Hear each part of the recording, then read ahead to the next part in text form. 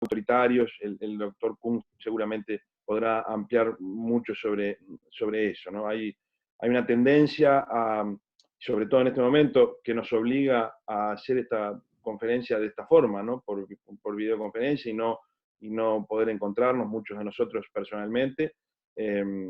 Bueno, justamente hay una tendencia a generar un éxito relativo por parte de algunos regímenes, y plantear mucho más desafíos que ventajas de las sociedades abiertas contemporáneas, occidentales contemporáneas. Así que es un honor para mí representar a Sescos en este momento. Lo hará como panelista nuestro director ejecutivo Pedro Ician. Agradezco a DACEF, a Martín Egue, a todos los participantes, y en especial a Orlando Gutiérrez, que siempre desde el Directorio Democrático Cubano siempre nos está también bueno, apoyando y dando bueno, el impulso para realizar estas cuestiones. Así que me quedo por aquí, los dejo a los panelistas y espero que sea un rico intercambio de opiniones. Muchas gracias. Bárbaro, Leo, muchas gracias. Un fuerte abrazo a la distancia. Esta era de pandemia nos hace que cada uno tenga que estar en su casa para cuidarse y cuidarnos, pero eso no nos impide poder trabajar e intercambiar ideas y opiniones como hoy.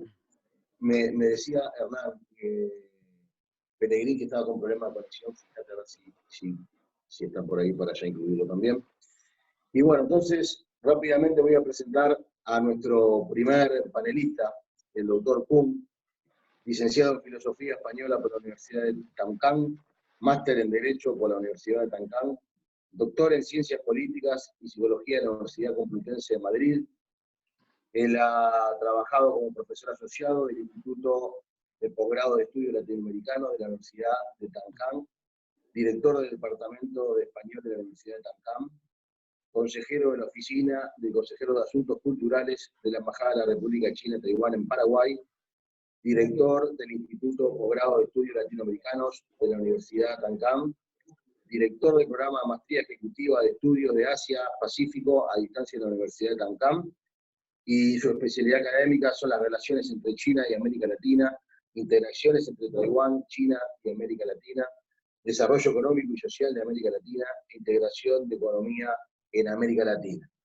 Así que, luego de esta presentación, es un placer, doctor Kuhn, tenerlo en el foro, y quiero en nombre de DACEF y Sescos agradecerle su participación, y ya le damos el micrófono para que pueda hacer su disertación.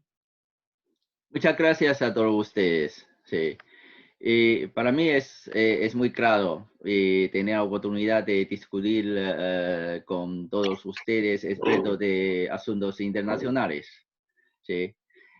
A mi parecer, hoy estamos aquí para discutir sobre el tema de un necesario encuentro de los demócratas en la actualidad. Sí, con una amenaza de coronavirus al mundo es bastante interesante.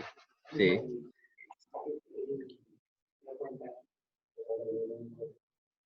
Sí, y nosotros sentamos aquí porque tenemos el mismo valor democrático, ¿no? Compartimos el mismo valor y, por ejemplo, ahora doy más énfasis en la transparencia y la honestidad. ¿Sí? Por eso estos valores son importantes en momentos de crisis como la actualidad. Es más preciosos que en tiempos de prosperidad. ¿Sí? Y otra es que Taiwán como un país diplomático, pero la China continental se dedica a disminuir el espacio internacional a Taiwán y robando aliados diplomáticos de Taiwán. Entonces, necesitamos apoyo internacional para que Taiwán obtenga una postura, un estado más adecuado, ¿sí?, en la comunidad internacional. Gracias. Muy bien. Muchísimas gracias, profesor Kuhn. Estamos con unos problemas, el Peregrín ya está conectado, o René Barba, sino lo que vamos a hacer, porque están en línea, pero no están pudiendo, perdón, están en internet, pero no están pudiendo conectarse. Vamos a adelantar lo de Pedro, que iba a ser el último expositor, así que le damos la palabra a Pedro Isem, de Sescos, y seguimos con el foro. Adelante, Pedro. ¿Me escuchas bien? Allí.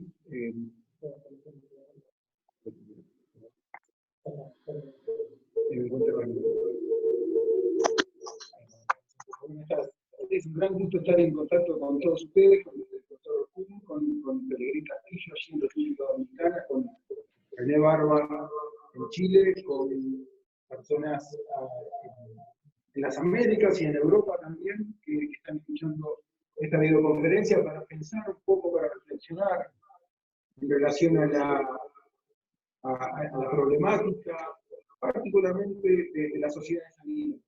¿Cuál es el estado de las sociedades abiertas? ¿Cuáles son los desafíos? ¿Cuál es el desafío de la democracia en estos tiempos de pandemia, por cierto, pero en donde esta pandemia es consecuencia probablemente directo de determinados acontecimientos de las últimas décadas?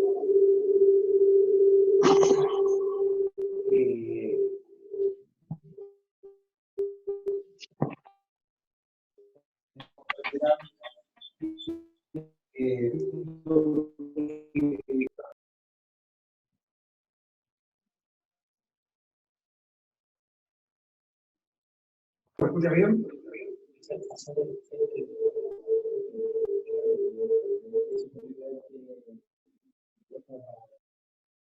Vamos ahí.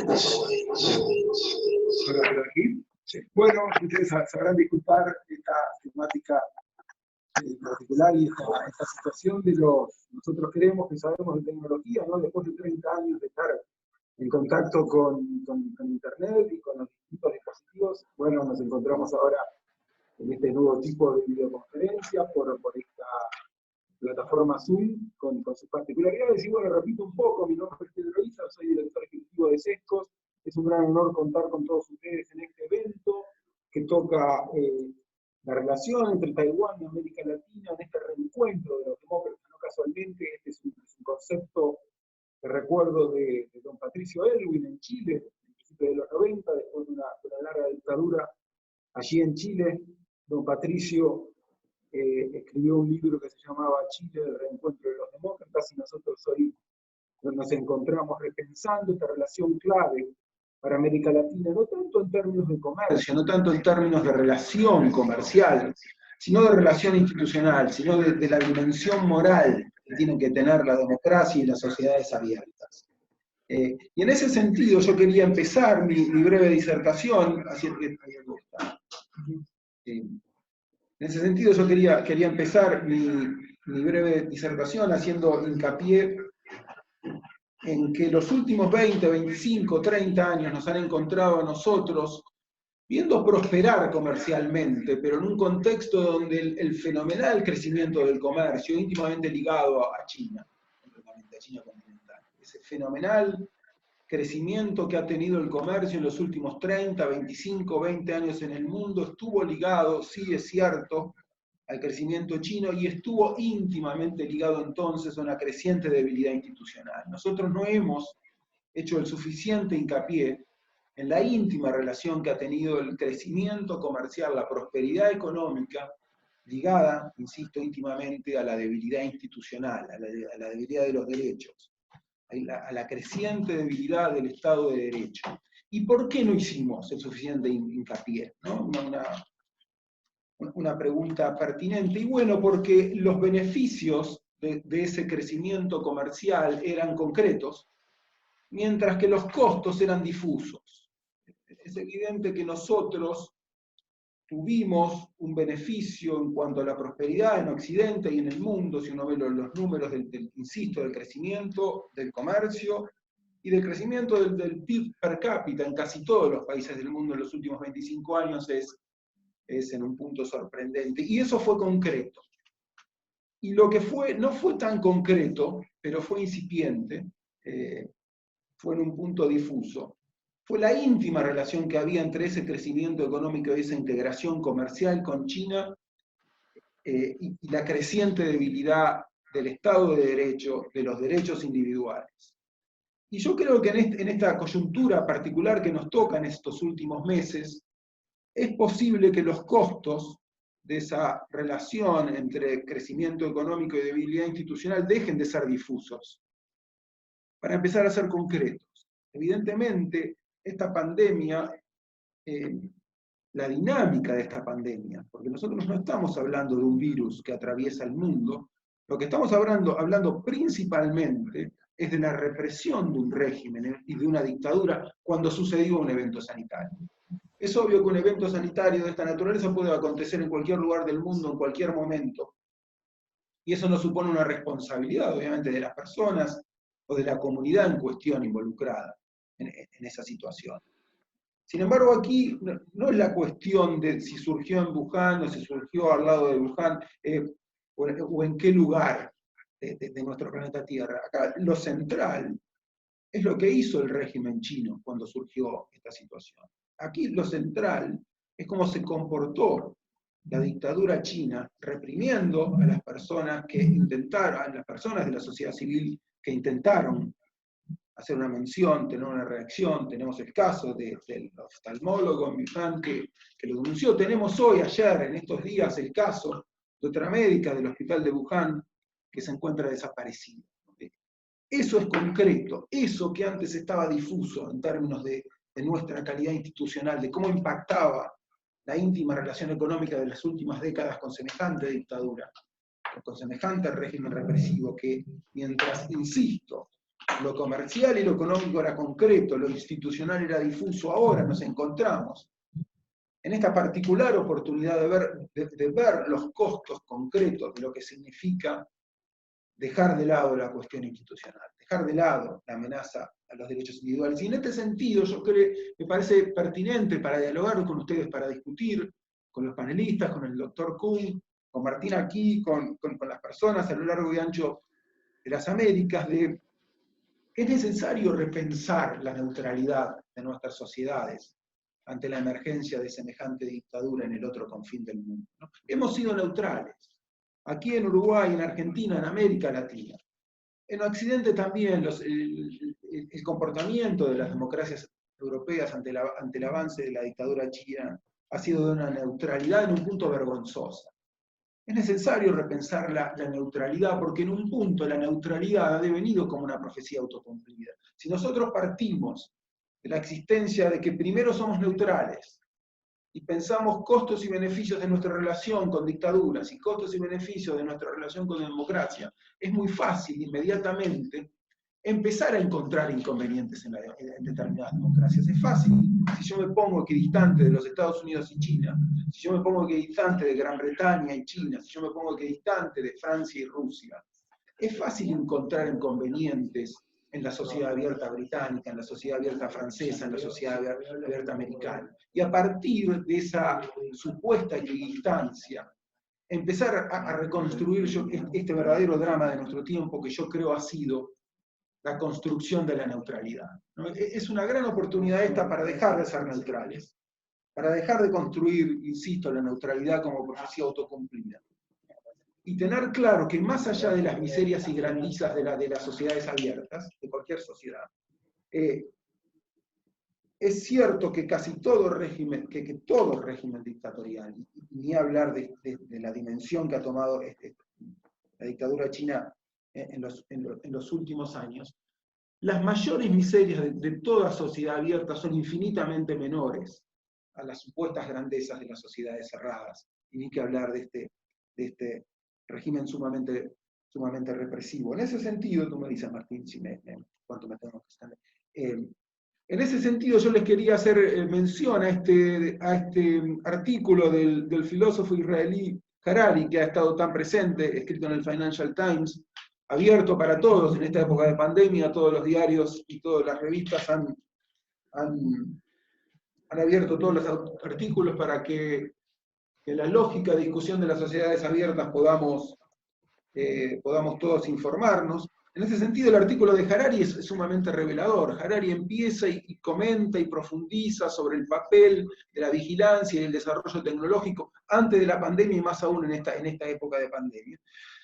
Pero si ustedes lo leen, y se lo recomiendo, muy probablemente la mayoría de ustedes los han leído, y haya leído el artículo de Harari, insisto, del 20 de marzo, les recomiendo que lo vuelvan a leer para ver qué mención hace del régimen chino. Hay una mención, sí, que la pandemia apareció en China y que eventualmente alguien escondió un poco de información, y paso seguido no hay ninguna mención al señor Xi. El señor Xi Jinping brilla por su ausencia. En el artículo de Harari y en la mayoría de los artículos que tocan este tema. Y al final del artículo sí hay una mención al presidente de los Estados Unidos, ¿no? En esta época de neutralidad, nosotros, desde América Latina y desde la mayoría de los confines del mundo, somos equidistantes. La mayoría de la sociedad occidental ha cometido el fenomenal error de ser equidistante y buscar responsabilidades tanto en los Estados Unidos como en China, en este y en otras situaciones. Les recomiendo el artículo de Harari, les recomiendo también 60 Minutes, este programa que no es el de la CBS de los Estados Unidos, sino el 60 Minutes australiano, en donde en el último evento, en el último programa, que toca el tema de la médica en el hospital de Buchan que ha desaparecido, aparece una experta diciendo, bueno, la responsabilidad de esta pandemia tiene 2 nombres y apellidos. Efectivamente, menciona al señor Xi Jinping y menciona a Donald Trump, ¿no? Poniéndolo en igualdad de condiciones. Este es el drama de nuestro tiempo, ¿no? Percibir que todos los errores, por cierto, que tiene el señor Donald Trump, todos los errores serios que ha cometido en sus 4 años y que eventualmente puede cometer de aquí a noviembre, si no es reelecto, y de aquí a noviembre del 2024, si siguen el mando, son equiparables, por ejemplo, a las acciones y reacciones de los regímenes represivos. Este es un punto que sistemáticamente en esta era de la neutralidad ha estado presente. Y en ese sentido yo quería terminar, para no extenderme más y escuchar obviamente a los otros panelistas y eventualmente volver a escuchar al doctor Kuhn, que en esta época en donde esa relación que era concreta entre el crecimiento económico, pero era difuso el costo institucional que tenía, para llegar a este momento en donde aquello que era difuso ahora vuelve a ser concreto, hay una oportunidad para reencontrar a América Latina, aquello que denominamos América Latina con las democracias, por ejemplo, como Taiwán, pero tenemos que evitar la tentación de América Latina como un ámbito difuso. Nosotros, en general, aquellos que estudiamos la historia contemporánea de América Latina, que hablamos al respecto, siempre nos genera incomodidad pensar la región como un todo, pensar la región como ese ámbito unívoco que supuestamente tendría características en común. Eso no es así, y no se puede pensar la relación de América Latina con Taiwán o con Europa o con quien sea. Hay que pensarla de país en país. Y esta es una gran oportunidad, por ejemplo, para Taiwán, en este reencuentro con los demócratas, repensar esa relación, no con la región, sino con la suma de países, con distintos países. Por ejemplo, con nuestro país, aquí estamos en Uruguay, también en Argentina, más allá de las particularidades de cada país, en verdad, si lo concreto se trata del reencuentro de las democracias, paso seguido no es imposible, pero es muy difícil hablar con un todo denominado América Latina. Para volver a hablar, para generar un reencuentro, el reencuentro tiene que ser más específico, y yo creo que este nuevo gobierno uruguayo, que esta nueva coyuntura, abre la puerta para que profundicemos, insisto, este reencuentro de los demócratas. Abre sobre todo la puerta para que repensemos el sentido de la neutralidad, ¿no? El sentido de esta relación neutral que han tenido la mayoría de los países de la región y probablemente de los países del mundo con regímenes democráticos y regímenes dictatoriales, es ya intolerable. Y me parece que este es un punto, esto es una referencia. Lo que ha acontecido en estos últimos meses y lo que acontece hoy es una referencia bien pertinente. Así que bueno, yo no me extiendo más, perdón la extensión, estoy dispuesto, estoy más que interesado en escuchar a los demás panelistas y a las preguntas que puedan surgir del panel. Vuelvo a pedir disculpas por estas cuestiones tecnológicas que uno cree que dominan y en verdad no dominamos, estamos aprendiendo, ya lo vamos a ir haciendo mejor. Le agradezco la presencia a mucha gente de Sescos, tenemos el gran honor de tener a Orlando Gutiérrez en el auditorio, y paso a Martín para que le dé la palabra al próximo panelista. Muchas gracias. Bueno, volvimos, los temitas de audio quedaron subsanados por suerte. Ya veo conectado a los amigos Pelegrín Castillo de República Dominicana, que les mando un gran abrazo, y a René Barba de Chile, que también ambos panelistas para el foro de hoy, que han sido invitados, convocados, y nuevamente agradecemos la predisposición y su participación en el foro. Simplemente por un orden alfabético, la B larga está antes que la C, así que vamos a darle la palabra a René Barba de Chile para que nos ilustre con su exposición. Posteriormente culminará entonces el amigo Pelegrín Castillo, y al término de su oratoria abrimos la instancia para que nos hagan llegar las preguntas que quieran que los panelistas se evacúen, y con mucho gusto seguiremos este intercambio. Así que entonces, René Barba, educador, concejal, político chileno, varias veces candidato a legislador, te damos la bienvenida y el micrófono abierto en uso de la palabra. Un gusto. Muchas gracias por esta oportunidad. Mira, el poder hablar de Taiwán para mí es algo importante por mi madre. Mi madre tiene hoy día 93 años, y ella, años, ya miraba a Taiwán y me explicaba varias cosas. Y quisiera remontarme a la Segunda Guerra Mundial. El mundo comenzaba a reordenarse en torno a dos ideales. Primero, por una parte, la libertad, manifestada en libertad económica, libertad política, y la instauración de instituciones al servicio del ser humano. El mejor ejemplo de ello era la democracia. Y por otra parte, el segundo ideal se asociaba a una filosofía materialista que limitaba la libertad del ser humano en favor del Estado y sus instituciones sobre esta dignidad. Un ejemplo de esto es la consolidación del socialismo marxista en la Unión Soviética, donde la libertad no existía, pero prometía un cambio, un desarrollo económico y de vida supuestamente superior al que otorgaban los países libres. Y esto llevándolo a un deterioro absoluto de este bien tan preciado. En este mundo, Taiwán decide optar por la libertad traducida en libertad económica, comercio internacional, con todos aquellos países que libremente quisieran compartir con ellos, y todo esto amparado en una institucionalidad que consagrara los principios y valores de este nuevo país. Hoy en día Taiwán es una de las perlas de Oriente, que grafica y muestra los beneficios de la libertad, ordenada en torno a una institucionalidad con principios republicanos y democráticos sólidos. Ahora bien, Cuba, en la búsqueda de una justicia social supuestamente denigrada por la inversión extranjera, opta por comprometer una institucionalidad en torno a los valores de esa filosofía materialista marxista, para prometer un desarrollo económico y político a todo su pueblo. La imitación a un régimen similar al que cualquier país de la cortina de hierro significó para ellos una de las catástrofes más grandes de la historia latinoamericana y del mundo, graficado en la humillante inmigración del pueblo cubano a las costas de Estados Unidos. Por otra parte, la inmensa desigualdad entre las jerarcas ligados al poder y al pueblo común y corriente se hacía notar en la isla.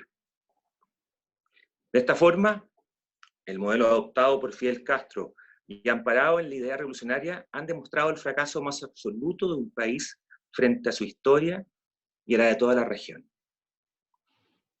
Como perfecto ejemplo, hace pocos días aquí en Chile, apareció en la prensa mundial las súplicas de Cox, una actriz chilena, hacedora de innumerables cortos en YouTube, denostando con odio el modelo constitucional.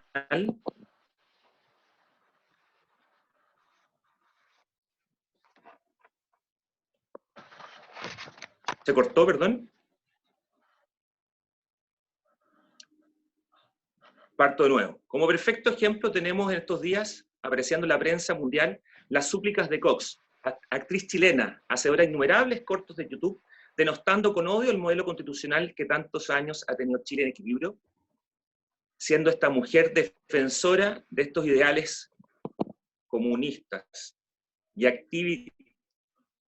activa partícipe de las revueltas de octubre del 18 en Chile. Atrapada en la isla de sus amores y frente a la pandemia y a la nula posibilidad de salir viva de esta, ruega y llorando, exigiendo por medio de las redes sociales que nuestro país, Chile, vaya a su rescate. Claro, se hospeda en la Cuba verdadera y no en la turística. Pide piedad y exige como ciudadana chilena la protección de su país, que al igual que Taiwán, tiene una visión de ser humano que está sobre los ideales materiales del marxismo y del socialismo. Lo que Chile y Taiwán tenemos en común es nuestro compromiso amparado en nuestras instituciones, en nuestras constituciones, la supremacía de la dignidad del ser humano por sobre el interés del Estado. Por ello, se reconoce la libertad como el fundamento del desarrollo y la integración de pueblos con una causa común. Y esta causa no debe ser otra que sino aquella que reconozca la independencia, la soberanía y el derecho de un pueblo como el taiwanés, y tiene que ser considerado como un país y una república al servicio de ideales y valores occidentales. La tendencia pasada a esta tremenda crisis en que quedan los países de esta tierra después de esta pandemia, debiese apuntar al modelo taiwanés, ejemplo paradigmático del cumplimiento de este principio del mercado. Si podemos ver que frente al modelo de desarrollo hacia adentro que tomó Taiwán y que imperó dentro de la mitad del siglo XX, donde Taiwán optó por dar un giro en 360 grados que permitiría situarse entre las naciones más prósperas del planeta, y a pesar de ser una pequeña isla con escasos recursos naturales y de haber pasado una Segunda Guerra Mundial, Taiwán logró quintuplicar el ingreso per cápita en menos de 30 años, a la vez que duplicó su población. Esto me lleva, estimados amigos, a pensar que la lealtad y las relaciones con este pueblo taiwanés, que nosotros hemos perdido, lo perdimos en los años 70, cuando asumió el presidente Salvador Allende, tenemos que retomarlas como país, porque tenemos muchas similitudes. Y la primera es la libertad. Admirando esta visión y esta postura, es que hemos querido desde Chile tratar de lograr nuevamente un reencuentro con este país, con esta perla de Oriente, y lograr la posibilidad de que Taiwán vuelva a ser reconocido como república en nuestro país. Eso he querido transmitirles y estoy dispuesto a seguir en el foro y llegar a las preguntas. Muchas gracias.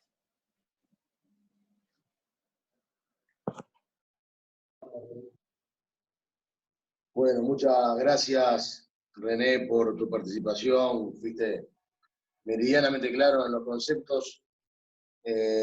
Sin más preámbulos, ya vamos directo entonces a presentar al último panelista, que es de República Dominicana, señor Pelegrín Castillo, fundador y director de Pronación, vicepresidente de la Fuerza Nacional Progresista, es legislador durante 5 periodos y ex ministro de Energía y Minas en República Dominicana. Señor Pelegrín Castillo, lo saludo y es un placer contar con usted en el foro y rápidamente ya le damos la palabra. Muchas gracias, Martín. Un saludo a los panelistas y a todos los que están integrados en este foro tan importante, este foro virtual, en un momento tan crítico, tan dramático de la humanidad. Realmente tenemos que agradecer esta invitación. Para nosotros es un honor. Igualmente felicitarlos a ustedes por esta iniciativa, una gran idea que precisamente en esta coyuntura estemos reflexionando en profundidad sobre las relaciones de una nación emblemática y un continente que se ha definido históricamente como el continente de la esperanza. Yo quiero empezar mi intervención con un reconocimiento y manifestación de admiración a Taiwán, porque ha hecho un manejo ejemplar de una crisis, de una pandemia que hoy por hoy tiene a la humanidad en jaque. Está realmente viviendo un momento de gran tribulación, de mucha preocupación por todas las implicaciones que esto tiene. Y es ejemplar no solamente por los resultados de la gestión sanitaria de la crisis, sino porque lo ha hecho con un modelo de democracia, de pluralismo, de sinergia entre el Estado, el gobierno, las instituciones oficiales y la sociedad civil, el empresariado, los centros de ciencia y tecnología. Y eso, sin duda, es un referente mundial. Es un referente incómodo para algunas organizaciones. Es lamentable, y lo digo, que la Organización Mundial de la Salud esté manejando la relación con Taiwán en la forma en que lo está manejando. Pero es gratificante ver que Taiwán está demostrando que al margen de la OMS se constituye en un referente universal de buenas prácticas para la gestión de una crisis de esta naturaleza. Entonces eso era algo que quería destacar al inicio de mi intervención porque tiene que ver con lo que vamos a señalar más adelante. En el fondo, todo este debate que está implícito, subyacente, es el debate de la sociedad plural, abierta y la sociedad totalitaria. Eso es lo que está en la base incluso del origen de la crisis. Por eso es bueno recordar que antes de que estallara esta crisis sanitaria en Hunan, centro tecnológico, científico de China, popular, se estaba librando una batalla épica en el plano político, en el plano ideológico, en el plano de los principios. En dos espacios importantes. En Hong Kong, que es parte de China, pero es una parte singular, y en Taiwán, que es la República de China en Taiwán, conforme históricamente a la formulación que hizo el Kuomintang, pero que al mismo tiempo ha podido configurar un modelo que pasó de una etapa autoritaria innegable a una etapa de pluralismo, de democracia. Y hoy por hoy, en la región, Taiwán es un referente admirable, igual que Singapur. Singapur tiene sus modalidades, pero Taiwán, en términos democráticos, está demostrando ser un modelo importante. Y así como es incómoda en materia sanitaria, parece que resulta incómoda también como referente para los chinos del continente, que ahí es que está la base de la lucha. Ya en toda la región del mar meridional de China había una gran preocupación porque, y en el mundo se puede decir, pero ahí se notaba con mucha fuerza porque esa zona que se puede considerar el Mediterráneo chino o el Caribe chino, algunos han dicho, es una zona que ha visto una China en una fase expansiva y de revisión de todos los principios, incluyendo los principios más elementales del derecho internacional del mar. hoy por hoy el diferendo de límites que está planteado en el mar meridional de China, y yo he sido profesor de Derecho del Mar por muchos años, incluso inicié esa cátedra en algunas universidades en República Dominicana, puedo decir que China, con su posición de gran potencia, ha demostrado con ese episodio que está en disposición de revisar y de revocar todos los estatutos internacionales en esa materia. Ya incluso hasta acuerdos, decisiones en los tribunales internacionales, China ha dicho que la va a desconocer. Y eso es bueno tenerlo presente porque explica lo que es la tendencia de un régimen totalitario que está a su vez en una fase expansiva que nunca en su historia milenaria se había conocido. Y esa fase expansiva es realmente algo inquietante, no solamente para los vecinos, sino para el mundo entero. Ahora se acaba de ver con la gestión de la crisis, la manera en que ha venido gestionando China esa crisis, cómo gestionó la crisis anterior del SARS, que provocó mucha preocupación en el mundo. Y yo podría decir, lo dije allá hace meses cuando se presentó y después he visto que se ha generalizado el concepto, necesariamente evocar ese episodio importante de la historia de la Unión Soviética, que se puede decir que tuvo una influencia muy grande en el derrumbe de la Unión Soviética, en ese derrumbe incruento de un imperio totalitario, que fue el Chernóbil, el incidente de Chernóbil, la explosión del reactor 4 de la planta de Chernóbil puso en evidencia el problema serio de un régimen totalitario que no tenía capacidad de una gestión transparente de una crisis que ponía en peligro su seguridad, la de sus ciudadanos, la seguridad de Europa, la seguridad del mundo.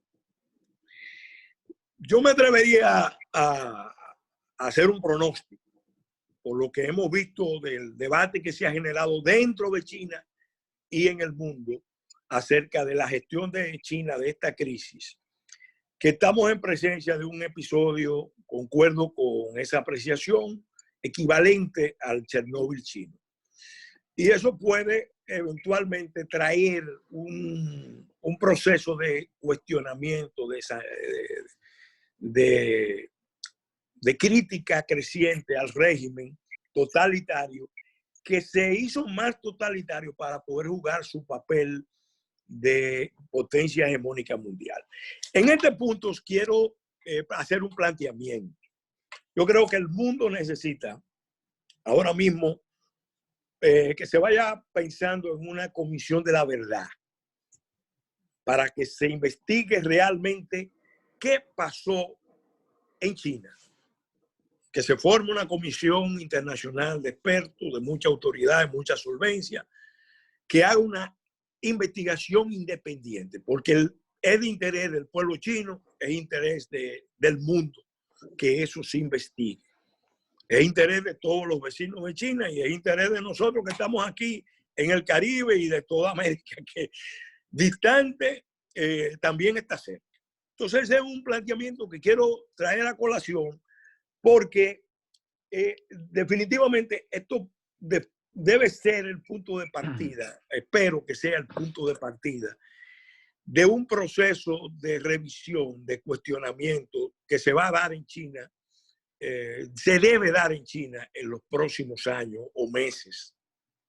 Y esto es muy importante. Y Taiwán ahí está llamado a jugar un papel muy importante, porque Taiwán es una realidad incómoda para China.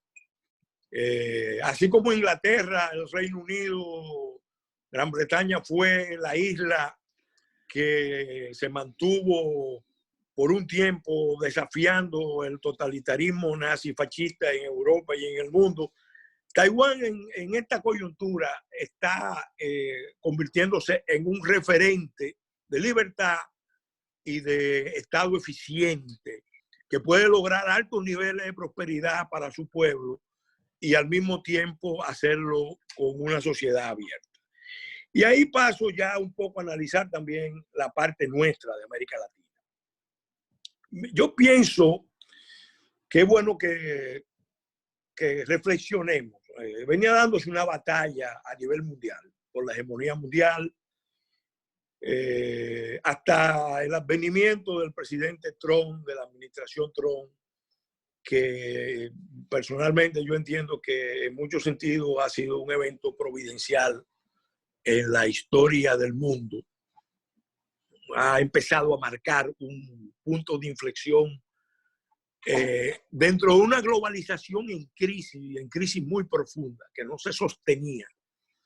Bueno, ese régimen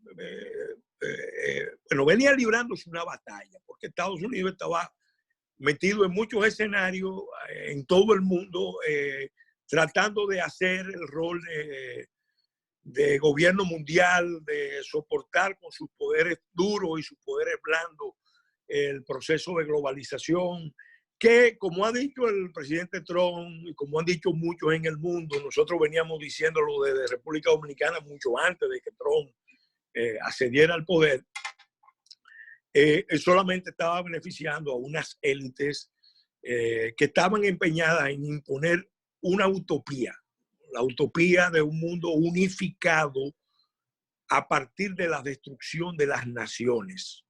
Y resulta que las naciones existen, tienen identidad, tienen vida propia, tienen unas fortalezas tremendas. Taiwán es una expresión de eso, es una nación.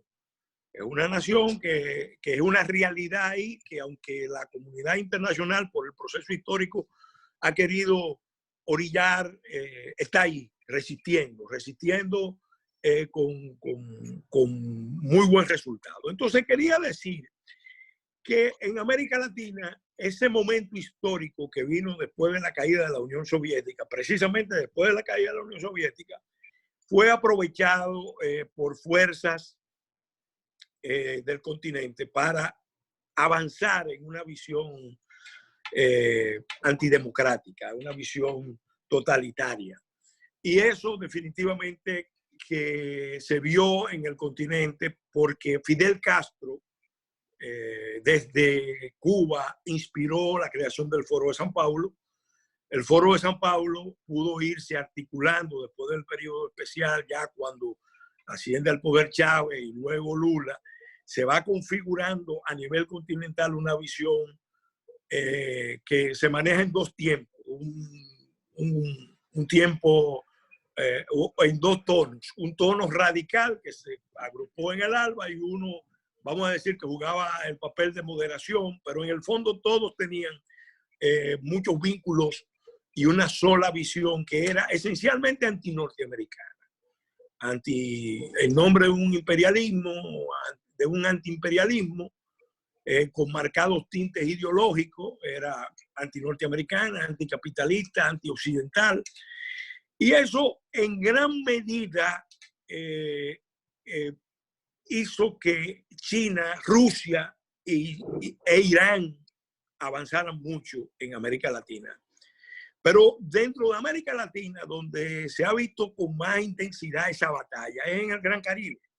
Porque el Gran Caribe, históricamente, en las Américas, está definido como la zona de seguridad estratégica de esa superpotencia que es Estados Unidos.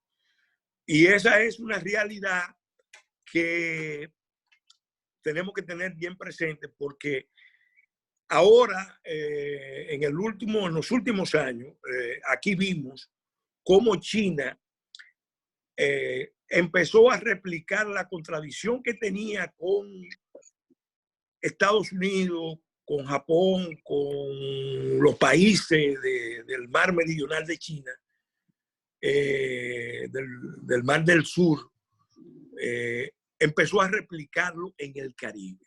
China se fijó una estrategia con una diplomacia chequera, sin duda, de demostrarle al mundo y demostrarle a las Américas que estaba en condiciones de moverle todos los aliados a Taiwán y en realidad de poner en entredicho la ascendencia, el poder de Estados Unidos, un poco tratando de demostrar lo que decía Mao Zedong a Nikita Khrushchev, que decía que Estados Unidos era un tigre de papel, solo que Nikita Khrushchev le aclaraba que era un tigre de papel con colmillos atómicos. Pero en el Caribe se vio esa jugada y se siente esa jugada, porque en el término de un año y meses, China pudo realinear a El Salvador, retirarle el apoyo a Taiwán por parte de El Salvador, de Panamá, que es un país estratégico, y de República Dominicana, que es en la región el país que tiene más vínculos con Estados Unidos. Y eso definitivamente empezó a demostrar que el Caribe empezaba a convertirse otra vez en un escenario de conflicto donde las potencias extracontinentales empezaban a cuestionar el poder norteamericano. Por eso la lucha en las Antillas, en las grandes Antillas, Cuba, República Dominicana, toda la región Gran Caribe, Haití, Puerto Rico, es una lucha decisiva, no solamente para los Estados Unidos, sino para todo el continente. Ya lo decía José Martí, lo decía hace muchos años. La lucha que se libre en las Antillas va a ser clave para el continente. En ese momento, él lo decía para enfrentar lo que era la fase expansiva, imperialista de Estados Unidos, pero históricamente ha sido así en otros escenarios posteriores. Entonces, eso es bueno tenerlo presente, porque el presidente Trump ahora tiene una agenda revisionista de la política, del papel de Estados Unidos en el mundo y del papel de Estados Unidos en las Américas. Estados Unidos evidentemente está revisando su rol con relación a los procesos globales, está cuestionando las bases del enfoque ideológico de la globalización, no de la globalización, porque la globalización como proceso de interconexión, interdependencia de las naciones es una realidad, pero esta conexión es muy importante.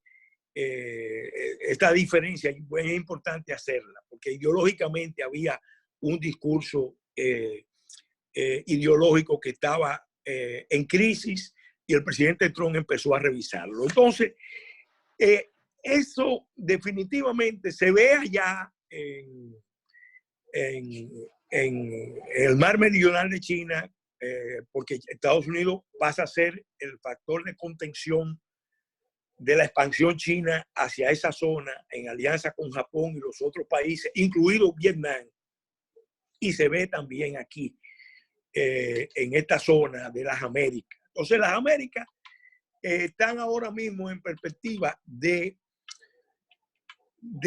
y se ha visto ya con el derrumbe del grupo del Foro de San Paulo, con la caída del PT en Brasil, con la crisis que hay en Venezuela, con la crisis que hay en Cuba. El reto grande del continente es lograr la unificación alrededor de ideales de libertad y de ideales de democracia. Eso definitivamente que es un gran reto y eso no se puede hacer solamente con un enfoque continental. Taiwán fue aliado de la mayoría de los países del continente, de los últimos países que fue aliado y buen aliado, con un balance, un saldo positivo importante, fue de República Dominicana. Pero ahora mismo en este escenario, cuando se están moviendo las fuerzas continentales hacia una política en favor de la unificación del continente,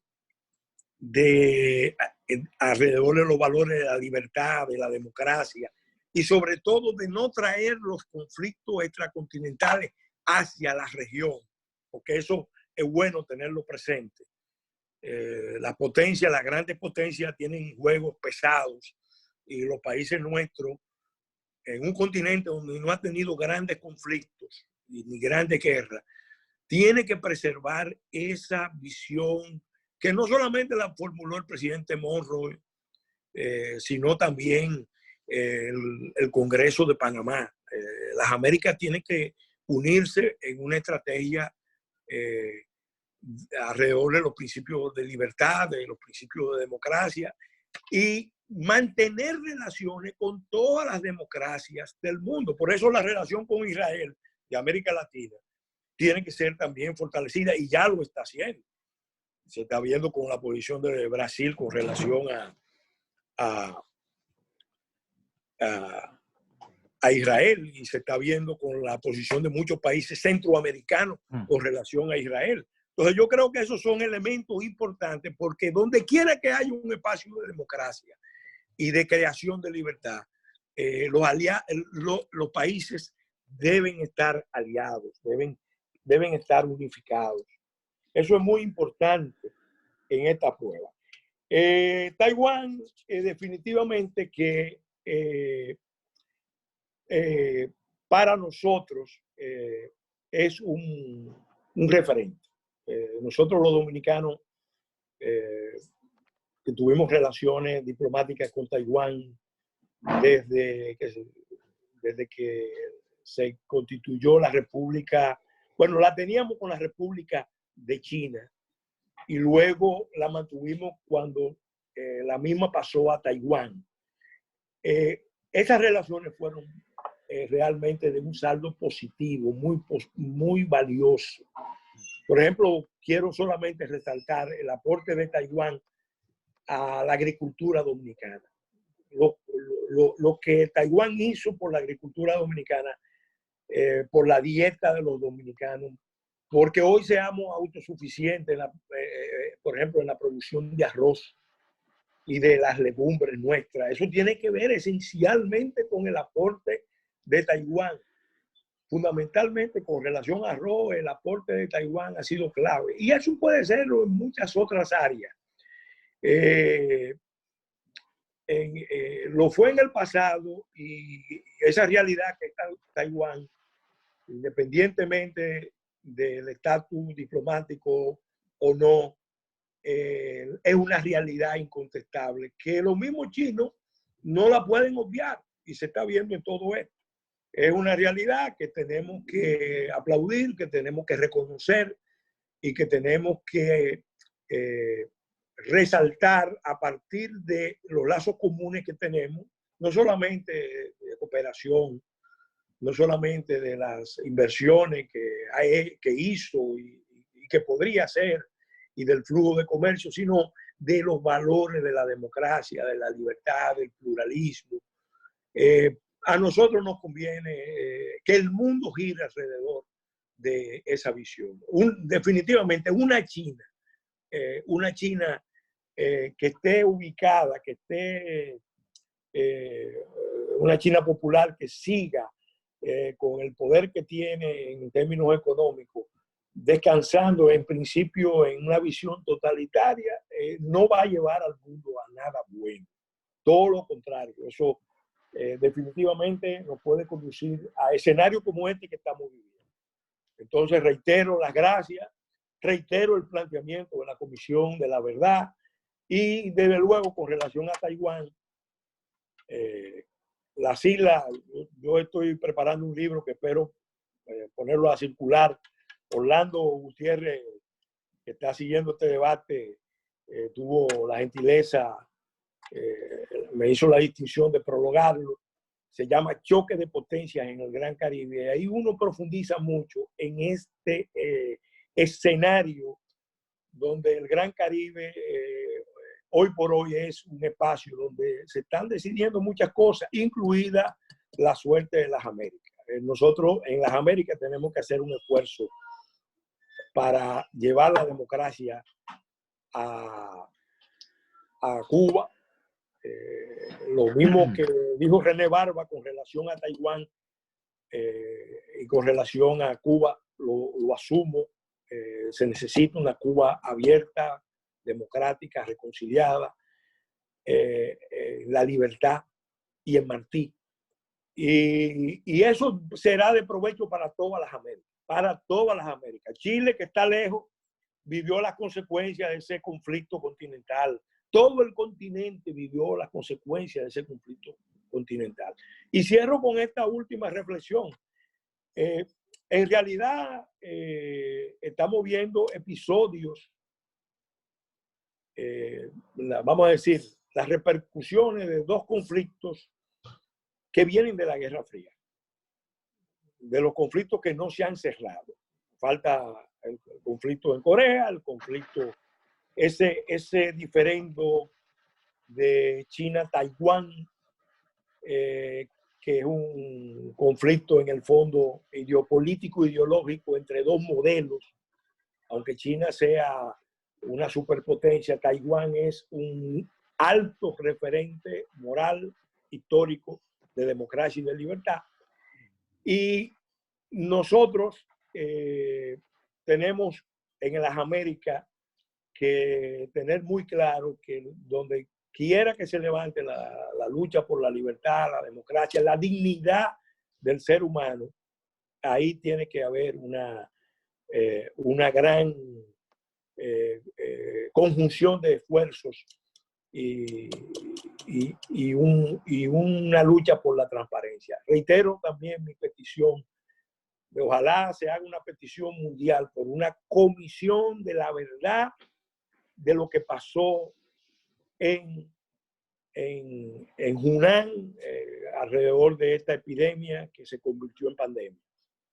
Gracias de nuevo por la invitación y aquí a la entera disposición de los amigos que siguen este foro virtual. Bueno, muchísimas gracias, Peregrín, por su exposición. Les cuento, amigos y participantes del foro, que nos han llegado un montón de preguntas, pero sobre todo felicitaciones para los 4 panelistas por cada una de sus exposiciones. Voy a hacer una pregunta que es para 2 panelistas, para el profesor Kuhn y para Pedro Island, que dice lo siguiente.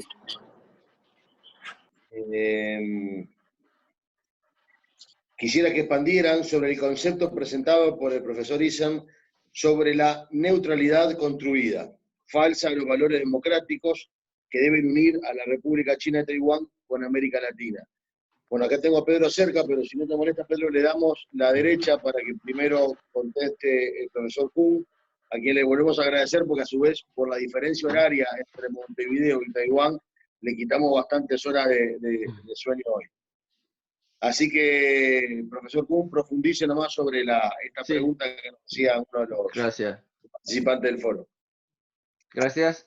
Gracias por sus comentarios y sus apoyos a Taiwán. Me parece que ahora es una buena oportunidad para conocer mejor o más en profundidad a China continental. Y primero, quiero decir que la dependencia excesiva del mundo a la economía de China hace que el brote de coronavirus difunda rápidamente. Y la venidera desaceleración de crecimiento económico de China dañará a América Latina, pues es su principal socio comercial. ¿Sí? Pero podemos hacer una comparación de el manejo de crisis frente de Taiwán y de China continental frente a esta crisis de pandemia, ¿sí? Bueno, y con un régimen autoritario, la China comunista carece de transparencia y su forma de gestión de crisis ha generado desconfianza. Y como he dicho, en momentos de crisis como la actualidad, y los valores de democracia, tales como la transparencia, libertad de expresión, y la honestidad es más precioso que en momentos, en tiempos de prosperidad. China está acostumbrada a ocultar o manipular eventos que no son buenos para ellos. Por ejemplo, durante la etapa de transmisión entre los humanos, el gobierno chino ocultó estas informaciones importantes. y hacía que el mundo perdiera el momento de oro para proteger a sus ciudadanos. Y antes de eso, el gobierno de China había acordado el estado de epidemia frente a sus ciudadanos, ¿sí? Que dejó por lo menos 5 millones de obreros migrantes salir del epicentro de epidemia, Wuhan, a casa para el Año Nuevo Lunar, que fue el 25 de enero, antes de que se decretara la cuarentena total de Wuhan en el 23 de enero, ¿sí? En consecuencia, el virus difundió rápidamente a todo el país y a países extranjeros por turistas chinos, ¿sí? Y recientemente, la venta de los defectuosos productos sanitarios chinos para combatir el coronavirus se ha convertido en un escándalo. Ha perjudicado tanto su crédito como su imagen internacional. Algunos gobiernos europeos han recurrido a China para conseguir productos sanitarios básicos y luego han tenido que desechar o devolver entre denuncias de problemas de fiabilidad, ¿sí? Entonces, me parece que las actividades de comercio deshonestas de las empresas chinas dejan que los países europeos pierdan tiempo para proteger sus ciudadanos y pongan el personal sanitario en un estado de alto riesgo. Y otra cosa, manipulación de China que merece atención, es la difusión de desinformaciones. Hace semana, el vocero de la Cancillería china acusó que podría haber sido el ejército estadounidense quien trajo la epidemia a Wuhan, ¿sí? Pero no mostró al mismo tiempo pruebas, ¿sí? Y Pompeo criticó a Pekín y diciendo que estamos al corriente de la campaña de desinformaciones. Claro, y el origen del coronavirus es una cuestión científica. Nadie sabe de dónde viene, ¿sí? Pero me parece ahora no es un momento adecuado para discutir este tema. ¿Sí? Ahora es el momento de que todo el mundo trabaja conjunto para enfrentar, para resistir la propagación de coronavirus, ¿sí? Y en contraste, decimos algo de Taiwán, y claro, muchos gobiernos y medios de comunicación extranjeros han reconocido la eficacia de las medidas de control de enfermedad de Taiwán. Sí, y hasta hoy se registraron en Taiwán 339 casos confirmados de coronavirus, ¿sí? Y 5 fallecidos. Pero considerando la cercanía de Taiwán y China continental, las interacciones muy intensas entre ambos países, y en comparación con la situación epidémica de otros países del entorno, ¿sí? El resultado de Taiwán es bastante aceptable, ¿sí? O algo aplaudible, ¿sí? Mientras tanto, y el gobierno de Taiwán está listo para trabajar con la comunidad internacional para compartir las experiencias de contener la propagación de coronavirus e informaciones médicas de salud.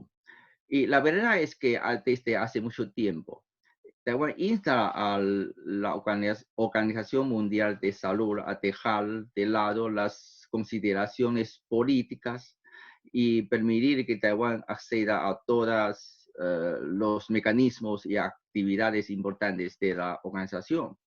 Y en este momento en que la pandemia de coronavirus pone en jaque al mundo, la Organización Internacional de Salud debería evaluar sus restricciones injustas impuestas a Taiwán y facilitar la plena participación de Taiwán en esta organización y para que podamos cumplir nuestra promesa de salud para todo el mundo.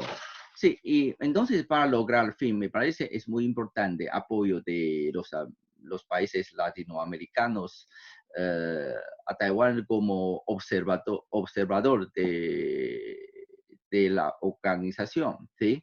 A fin de compartir constantemente sus políticas de prevención de enfermedades, ¿sí? Y por otra parte, me parece importante es que, claro, China es un socio comercial o político muy importante para la mayoría de los países latinoamericanos. Es una realidad que es muy difícil para cambiar, pero es modificable, ajustable. Sí, en realidad, entre Taiwán y los países de América Latina existen muchos terrenos por colaborar. Por ejemplo, innovaciones, alta tecnología, biotecnología, economía digital, marcotada o tecnología de nube. ¿Sí? Muchas cosas. Existe mucho terreno que vale la pena una colaboración más estrecha entre América Latina y Taiwán. ¿Sí? Y por último, yo ruego que apoyo de todos los países latinoamericanos para unas interacciones más estrechas con Taiwán. Y claro, Taiwán hemos establecido oficinas representativas en algunos países de América Latina, ¿sí? Pero en los países que todavía no tiene una oficina de Taiwán, deseo que deseo que nos pueda facilitar la creación de una oficina y mejor una oficina consular con los privilegios e inmunidades diplomáticas, si por ejemplo Uruguay o República Dominicana. Sí, en Chile sí tenemos una oficina representativa. Y entonces, por ejemplo, con Chile podemos desarrollar unas investigaciones conjuntas en ciencias, en medicinas. ¿Sí?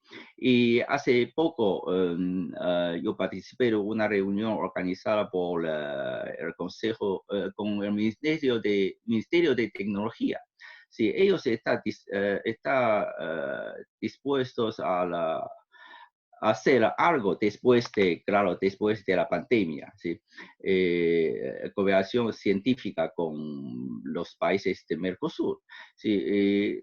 Haremos todo lo posible para conseguir una mejor colaboración con los países. Y en cambio, deseo que los países latinoamericanos puedan abrir sus brazos, ¿sí? Y dar más espacio de cooperación a Taiwán.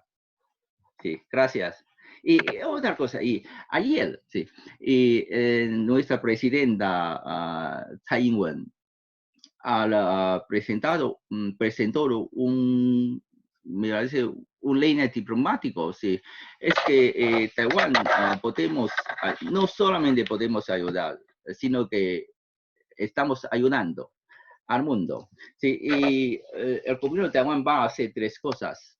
Primero es donar 10 millones de mascarillas a nuestros países aliados diplomáticos y a otros países más afectados por el coronavirus. Segundo, Taiwán va a elevar la fabricación de la ¿cómo se llama? Espera.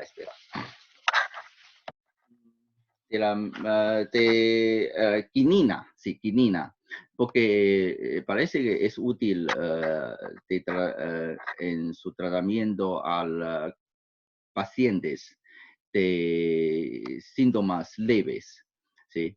Y el tercero es que Taiwán quiere compartir con todo el mundo nuestro sistema de cuarentena electrónica para que los países puedan llevar a cabo un mejor seguimiento a sus ciudadanos que ha tenido contacto con pacientes. ¿Sí? Y esto es lo que Taiwán vamos a hacer. Vamos a hacer es diferente de lo que está haciendo China, como la diplomacia de mascarilla o decimos diplomacia de coronavirus. ¿Sí? Hacemos con toda la honestidad y con toda transparencia. ¿Sí? Y deseo que ustedes nos ayuden y convencer a sus gobiernos que nos den un espacio diplomático más amplio. Muchas gracias. Bueno, gracias, profesor Kuhn. Y ahora le damos la palabra a Pedro para que termine de completar su participación. Sí, bueno, muchas gracias, profesor Kuhn. Ha sido un gran gusto escucharlo. Yo creo que en términos del concepto de la necesidad de repensar, ¿no? El sentido del alcance de la neutralidad, hemos construido un falso concepto en las últimas décadas. En esta región, yo creo que en otras regiones del mundo, ¿no? Hemos creído que nuestros intereses se defienden mejor teniendo las mejores relaciones posibles con todos. ¿No? Esta lógica de la diplomacia comercial tan clásica, y yo creo que en un punto es tan problemática, ¿no? Entonces, a partir de allí se buscan argumentos y justificaciones para ser neutrales. Dado que tenemos que tener las mejores relaciones con todos, con Dios y con el diablo, se buscan argumentos y justificaciones para ser neutral. Y si nos ponemos a buscar en serias en los Estados Unidos, en Suecia, en Nueva Zelanda, obviamente las encontraremos, ¿no? Si es una cuestión de buscar, partimos equidistantemente para intentar tener una buena relación con todos, nos ponemos a buscar en serias en las sociedades abiertas, nos encontraremos. Y a partir de allí, cometemos el error de comparar procesos que no son comparables. A partir de que uno busca sopesar cosas que no son sopesables, vamos a pasar a comparar procesos que no lo son, ¿no? Entonces yo insisto, me parece un buen concepto para profundizar, como lo dice la propia pregunta. Yo insisto que estamos en este momento, en esta crisis que es una oportunidad, ¿no? En el sentido de, hemos tenido 2, 3 décadas de fenomenal crecimiento económico concreto, en donde hablábamos del costo que tendría en términos del Estado de Derecho, por ejemplo, de las amenazas a la libertad de prensa, la libertad de expresión, y eso lo hemos percibido como algo difuso. Bueno, y acá en realidad nos encontramos concretamente en estos últimos 3 meses, nos hemos encontrado con algo sumamente concreto, con una consecuencia sumamente concreta de tener una creciente y profunda relación con este tipo de dictaduras. Hemos sopesado el costo de esta relación con el beneficio del comercio versus la buena relación con las democracias occidentales, como por ejemplo Estados Unidos y Europa, en un contexto en donde la dimensión comercial era menos vigorosa, perdía un relativo peso. Y en esa construcción, en esa maldita y equivocada construcción, hemos llevado a cabo esta tentación de la neutralidad, ¿no? Y paso seguido, antes de pasar a las otras preguntas y a los otros, a Pellegrini y a René, para contestar sus preguntas, yo querría hacer un punto sobre la cuestión de la cooperación. Sí, es momento para cooperar en busca de una solución, pero la cooperación tiene como condición necesaria y no suficiente la necesidad de la confianza. ¿Y cómo se coopera en busca de una solución con este régimen que sistemáticamente miente, que sistemáticamente reprimió a quien intentó transparentar este tipo de situaciones, que sistemáticamente está ahora reprimiendo a personas y a la verdad? En definitiva, no se sabe, los números de la China continental hoy son vergonzosos, son muy poco creíbles los números que día a día está dando. Así que la búsqueda de confianza que menciona Harari, que mencionan otros, la necesidad que nos encontremos para buscar una solución. Y bueno, yo lo veo con mucha precaución, ¿no? En términos de cómo generar confianza y cooperación con actores que sistemáticamente mienten. Así que, bueno, gracias, profesor, ha sido un gusto escucharlo. Le paso nuevamente a Martín para seguir con las preguntas. Bueno, muy bien, ya para ir redondeando, vamos a plantear 2 preguntas más. Bueno, en realidad son 4 porque son 2 y 2. Para René, ¿cómo ves el referéndum en Chile con respecto a la reforma constitucional y los movimientos de la izquierda radical siguen alentando la violencia? Y ya, Pedro, te la dejo planteada. Hay otra pregunta para ti. Tal como lo dice la neutralidad que hemos tenido con las dictaduras socialistas, es vulgar y esto apoyado por muchos medios de comunicación y gobierno. Como sociedad civil, ¿qué recomendaría hacer para enfrentar a esta propaganda pro dictadura socialista que al final es cómplice de la destrucción de la democracia, de las instituciones y la profundización de la miseria? Esto te lo podemos dejar a ti, Pedro, o a Pellegrín, y con estas 2 preguntas estaríamos concluyendo y finalizando el foro. Así que, René, te damos la palabra.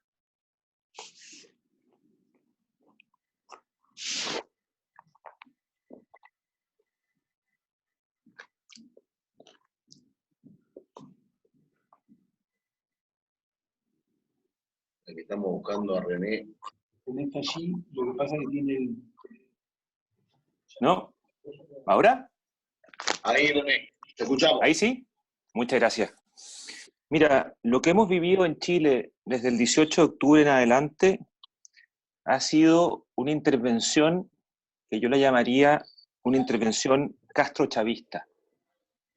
Aquí hay una intervención en una situación muy estable de nuestra política, con un presidente absolutamente elegido democráticamente, donde se interviene el país y nos generan un caos ficticio, donde han querido demostrar que el modelo económico, social y político chileno no es el correcto, buscando una diosidad entre las clases sociales. Claramente, esto, y este es como el diagnóstico, ha significado una paralización del país. O sea, hemos tenido que modificar nuestras conductas. Y nos han obligado a ir con una presión social muy fuerte, ficticia, te diría yo, y que no parte del 18 de octubre del año pasado, sino yo podría pensar mucho antes, con una intervención castrista desde los años 60 en adelante. Y nos han obligado a ir a un plebiscito donde quieren formalizar y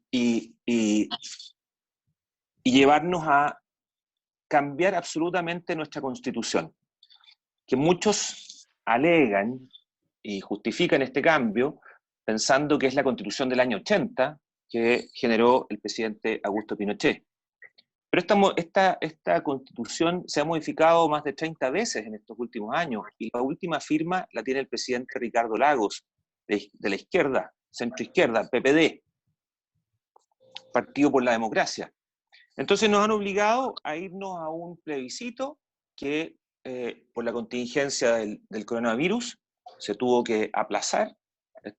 Íbamos a tener este 26 de abril el plebiscito con un apruebo o un rechazo, en el que nosotros teníamos que aprobar un cambio de constitución y además una asamblea constituyente. 2, rechazarla y sostener la antigua constitución que tenemos y que nos ha llevado al éxito económico, social y político que tenemos, que nos habían considerado la joya, voy a hacer la misma comparación, la perla de Sudamérica, pensando en esa perla que es Taiwán hoy día. Entonces nos obligan y nos dejan en una situación bastante débil. Ahora, todo esto se vuelve a complicar con esta pandemia que nos tiene paralizados, que gracias a Dios nosotros no hemos tenido una curva de mortandad, de no podemos decir que tenemos una curva de contagios menor que el resto de la gente alrededor nuestro, de la región, pero sí tenemos menos muertos. Y eso, pero si llevamos esa curva que tenemos hoy día en los próximos meses, vamos a poder encontrarnos casi con 50.000, 60.000 contagiados, que para nosotros es bastante. Entonces, volviendo y llegando a lo que va a pasar en Chile, es bastante incierto. No tenemos la claridad, va a depender de cómo se enfrente esta pandemia y que nuestro gobierno actual logre sostenerse, porque estaba muy cuestionado y hoy día con el manejo de la pandemia ha tomado reposicionado su liderazgo.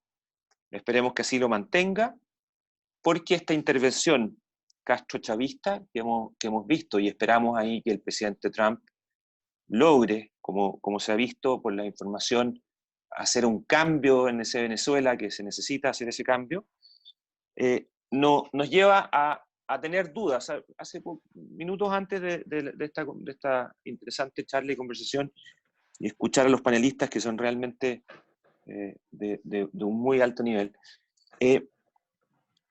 decíamos, ¿qué va a pasar? ¿Vamos a llegar al plebiscito nosotros, que se cambió para abril? ¿Vamos a llegar a las nuevas votaciones? Que está todo, se modificó todo esto. Hay una incertidumbre y eso va a depender de cómo reaccionemos a esta pandemia.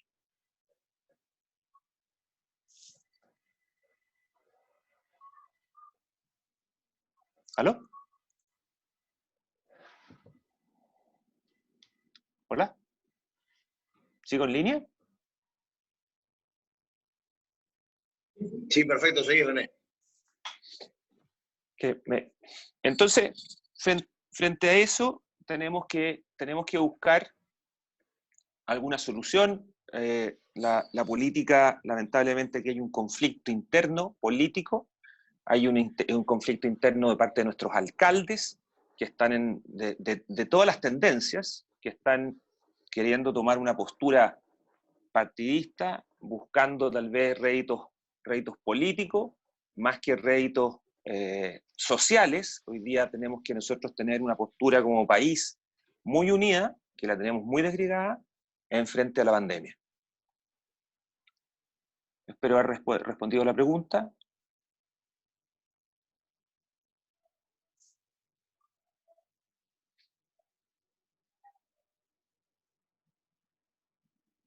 Te perdí. Perfecto, perfecto. No, estaba con el micrófono cerrado para evitar los acoples. A veces demora un segundito en volver el audio. Fuiste clarísimo, René. Muchísimas gracias por la respuesta. Y Pedro, con un gran gesto de caballero, prefiere y le da la derecha a Pellegrín para que responda la última pregunta, que Pellegrín se la vuelvo a leer para reflejarlo. Tal como lo dice, la neutralidad que hemos tenido con las dictaduras socialistas es vulgar y esto apoyado por muchos medios de comunicación y gobierno, como sociedad civil. ¿Qué recomendaría hacer para enfrentar a esta propaganda pro dictaduras socialistas que al final es cómplice de la destrucción de la democracia, las instituciones y la profundización de la misma? Pellegrín Castillo, le damos la palabra. Yo no creo exactamente que hemos tenido neutralidad. Puede ser que allá en Uruguay, en Argentina, en Chile, se perciba como neutralidad. Pero recordemos lo que decía Octavio Paz en el logro filantrópico. América Latina ve el régimen presidencial como un régimen esencialmente paternalista. El presidencialismo latinoamericano es un rasgo muy característico de casi toda la región. Y por eso tenemos tantos caudillos en las presidencias. La separación de poderes, el pluralismo, el respeto a las minorías, la alternabilidad, que son precisamente los elementos de la cultura democrática muchas veces son puestos en entredicho por los fenómenos del caudillismo civil o militar. Es decir, una constante en la historia nuestra. En Venezuela, por ejemplo, Chávez fue el último gran caudillo de una larga serie de caudillos dentro de un fenómeno que Laureano Vallenilla Lanz, un intelectual de la dictadura de Juan Vicente Gómez, llamó el cesarismo democrático, donde las sociedades aspiran a un gendarme necesario que gobierne en primera persona. Entonces los presidentes se convierten realmente en esos seres providenciales que todo lo deciden, que todo lo pueden. En Uruguay eso no se nota. En Chile tampoco, porque dentro de América Latina han tenido una tradición más democrática, de más pluralismo. Pero en Argentina se vio muy claramente con el peronismo, que es un fenómeno único. Y en Brasil se ha visto, y se ha visto en casi toda América Latina. O sea que la gente, el autoritarismo, a veces no tiene muchas diferencias ideológicas. A veces los dictadores de derecha y de izquierda se entienden. Y en América Latina se vio con Cuba, se vio con Fidel Castro.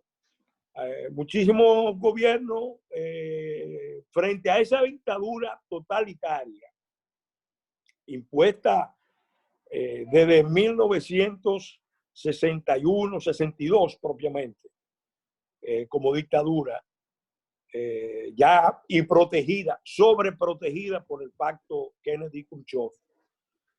La mayoría de los países del continente adoptaron una actitud,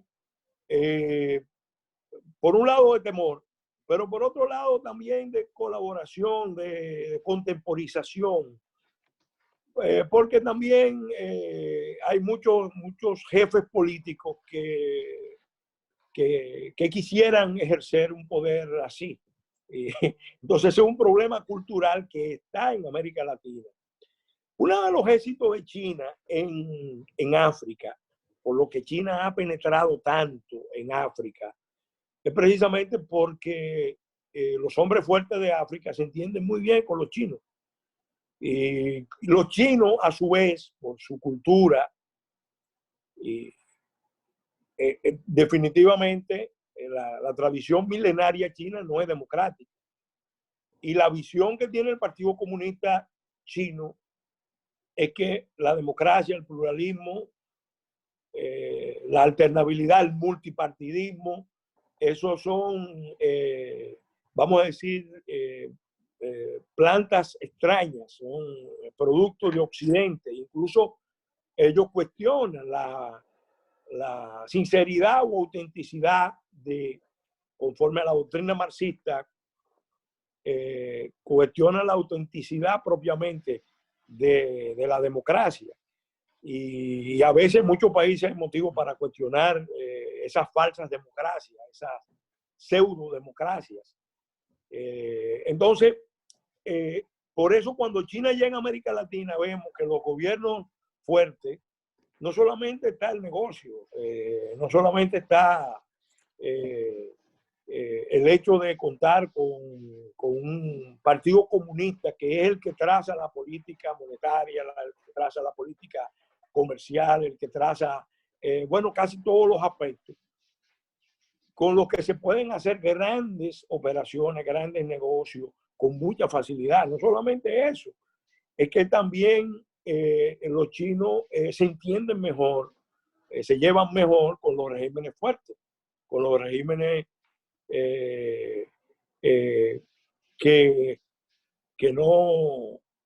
no tienen mucho reparo en aplastar las disidencias, en usar técnicas, porque para ellos es lo más natural. Ese es su modelo. Entonces, eso tenemos que tenerlo presente, que más que neutralidad, en el fondo, nosotros en América Latina tenemos un déficit serio de democracia y de verdaderas democracias, porque los proyectos nacionales latinoamericanos, desde los orígenes, y lo admitieron los grandes fundadores, el primero que lo aceptó fue Bolívar, tenían el problema de la integración hacia adentro. Eso, con algunas excepciones en América Latina, la constante ha sido el problema de cómo se integran proyectos nacionales fuertes alrededor de los ideales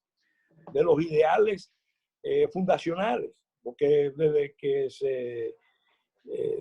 vino el periodo de independencia estaba claro que la lucha por la libertad, por la democracia, pero eso era algo plasmado en la Constitución, más en los discursos, más en las leyes que en la realidad social. Y 200 años después tenemos el gran reto de seguir trabajando con eso.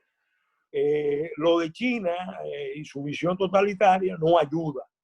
Sin embargo, se ha visto que esas ideas en Asia, por ejemplo, Japón, es una sociedad peculiar, única, pero es una sociedad que después de haber vivido la experiencia de la Revolución Meiji, evolucionó después de la Segunda Guerra Mundial hacia un régimen democrático, multipartidista y con un nivel alto de respeto a los derechos fundamentales de las personas. Taiwán, Corea con el tiempo también fue evolucionando en esa dirección, a pesar de que el entorno general en Asia, e incluso en países capitalistas como Singapur, todavía prima mucho el autoritarismo. Entonces yo creo que además de la neutralidad por la conveniencia, o la falsa neutralidad por la conveniencia de las ventajas materiales y de los buenos tratos que se pueden lograr con un régimen que decide de manera expedita, está ese otro factor que tiene que considerarse a la hora, por ejemplo, a la hora de reconstruir las relaciones hemisféricas, como lo está planteando el presidente Trump al plantear la vuelta de la doctrina Monroe, que tiene que ser obviamente sobre otra base. Tenemos que plantearnos el tema de la democracia, de la libertad, del pluralismo, y planteárnoslo también en una alianza con la prosperidad. Porque, por ejemplo, Taiwán pudo hacer todo eso y mucho más, porque hay un hecho. En el contexto de Guerra Fría, Singapur, Taiwán, Hong Kong y Corea fueron los referentes políticos, ideológicos y económicos de modelos exitosos capitalistas. Capitalismo, obviamente, dentro de la tradición asiática, incluso teniendo por una base cultural confuciana y oriental. Entonces, eso tenemos que tenerlo presente, y tener también presente que el cambio que se produjo en China después del gran fracaso que representó la revolución cultural que impulsó Mao Zedong, se produce en buena medida por los cambios que introduce Deng Xiaoping, pero Deng Xiaoping a partir de una visión pragmática que tenía como referente a Taiwán, a Singapur, a Hong Kong y también a Corea y Japón. Entonces, ahora hay que ver si eso se queda en ese ámbito. China ha querido reinventar el orden mundial, haciendo con la fuerza de su poder, con el enorme poder que tiene, ha querido jugar con sus propias reglas y en muchos campos. Entonces eso es bueno tenerlo presente a la hora de pensar ese escenario de Asia y pensar nuestro escenario, que es, vamos a decir, el que nos compete inmediatamente y donde tenemos que poner todo nuestro empeño. Sí quiero decir algo. Yo creo que este evento va a representar un punto de inflexión en la pandemia del COVID-19. Va a representar un punto de inflexión en el orden internacional.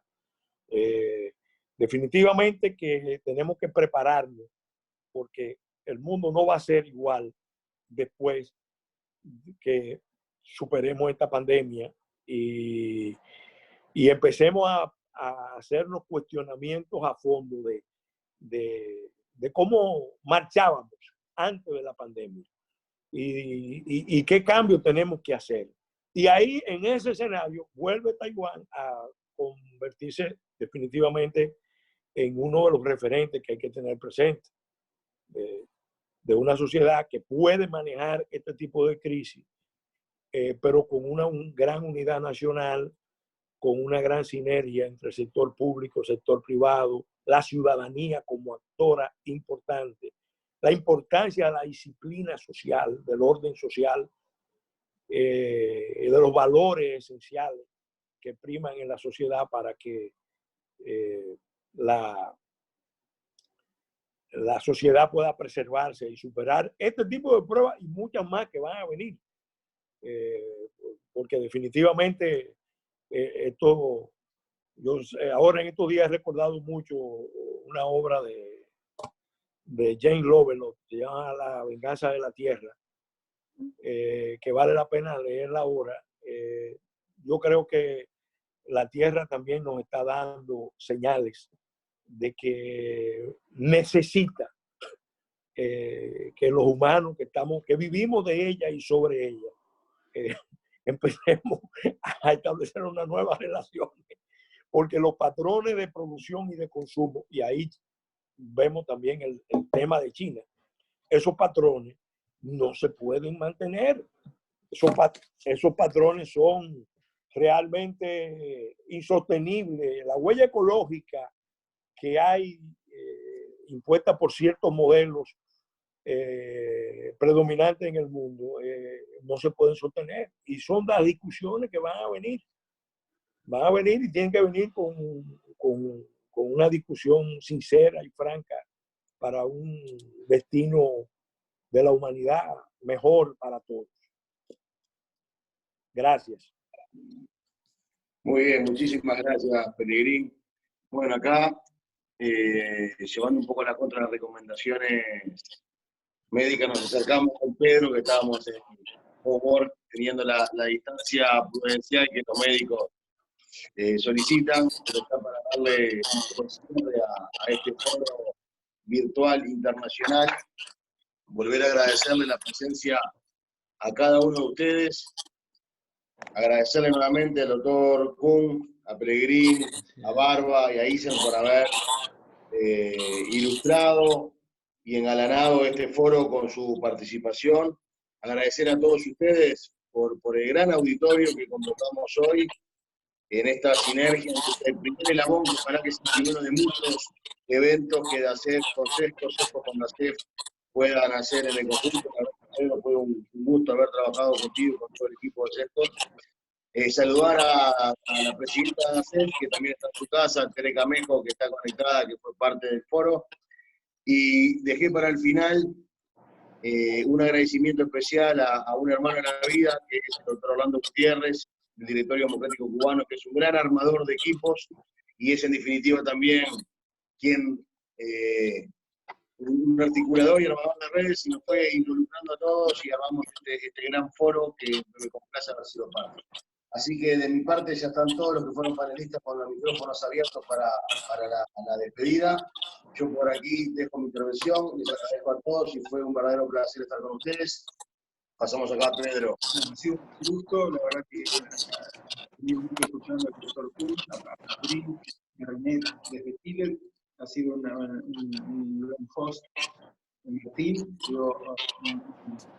Ha sido un gran gusto para CEF trabajar con la CEF, ha sido un gran evento y pasamos para un breve agradecimiento a los panelistas, agradeciéndole a Orlando por su notable trabajo de siempre y a todos por haber atendido. Muchas gracias y adelante el profesor Kuhn para despedirse, después Pellegrini y René.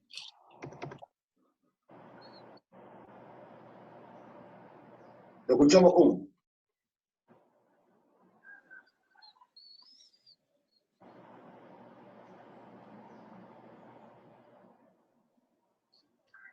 Doctor Kuhn.